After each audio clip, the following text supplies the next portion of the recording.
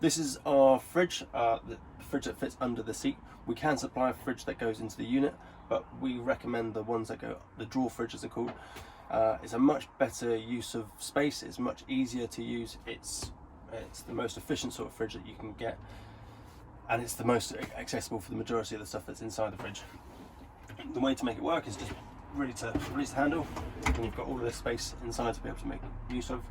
And the isolation point is under here. So to turn it on, there's a dial inside to turn it as far to the right to put it on max, as far to the left to keep it on low, and then a click at the last little pit, and that will turn the fridge off.